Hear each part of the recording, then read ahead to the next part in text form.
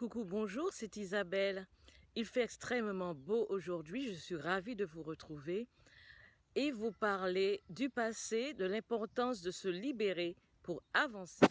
Tout se situe dans l'éternel présent. Ressasser tout le temps le passé peut vous empêcher d'avancer. L'essentiel est de comprendre celui-ci, de comprendre les erreurs commises qui nous ont bloqués ou empêchés d'avancer et nous engager à ne plus recommencer. Il y a aussi des traumatismes vécus pas forcément de notre fait et qui ont été si violents que le cerveau a décidé d'oublier. Mais il ne faut pas avoir peur de son passé, car il fait partie de nous, donc nous ne pouvons l'occulter, l'oublier. Pour ce qui me concerne, j'ai traîné des années, des regrets au sujet d'études que je n'ai pas embrassées. Mais j'ai dû faire un travail sur moi et suis maintenant en paix avec moi-même après des années. Ce que vous êtes maintenant est le produit de vos pensées et actions passées. Ce que vous pensez et posez comme action aujourd'hui est pour demain. Acceptez-vous tel que vous êtes. Il y a un ancien proverbe africain qui dit « Si tu ne sais pas où tu vas, souviens-toi d'où tu viens. Ce d'où tu viens, comment est-il? Vous permet-il d'être fier de vous, de votre histoire, ou voulez-vous l'enterrer pour ne plus y penser ou en parler? Ce passé a contribué à faire de vous ce que vous êtes actuellement. L'énergie qui n'a pu être libérée, l'émotion que vous avez refoulée et qui n'a pu s'exprimer, trouvera toujours un chemin pour se manifester.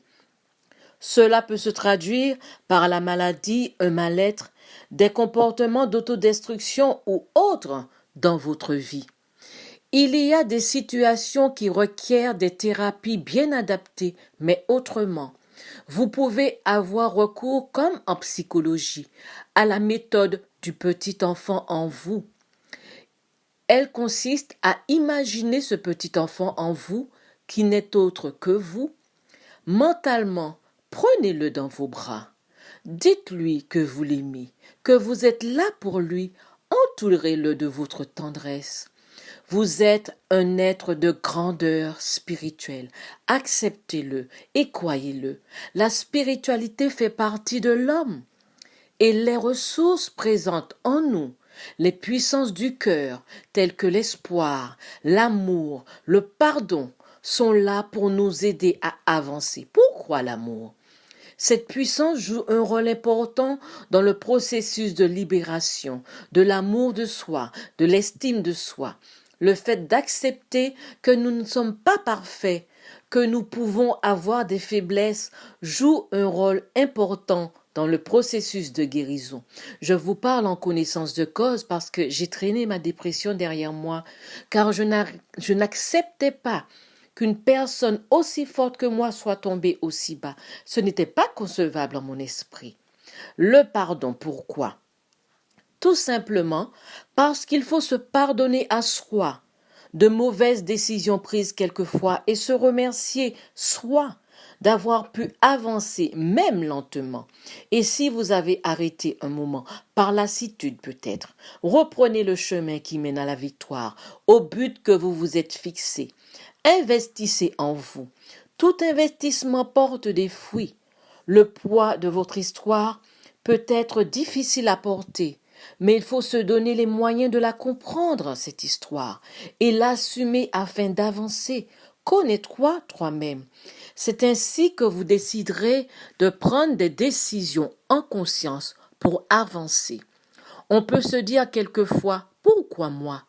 Sachez que nous n'avons pas toujours les réponses à nos questionnements. Il existe des mystères de la vie que nous ne pouvons comprendre. Il vous revient à vous de ne pas lâcher le combat quotidien. Il vous revient à vous de prendre conscience que l'amour, l'espoir, la vie, la lumière, le soleil, la nature sont là pour vous, car nous sommes enfants de l'infini. On peut se dire, si j'avais su, si j'avais fait des études, j'aurais fait, si j'avais écouté mes parents, j'aurais pu, si je n'appartenais pas à tel culture, j'aurais pu. Mais si je n'avais pas aussi suivi ces gens toxiques, j'aurais pu. Mais on ne fait pas le monde avec des si. J'ai noté cette phrase d'une auteure qui disait « Je suis né avec l'intelligence et l'ambition qui m'ont sorti de la pauvreté à laquelle j'étais destiné. » Pour conclure, osez penser grand.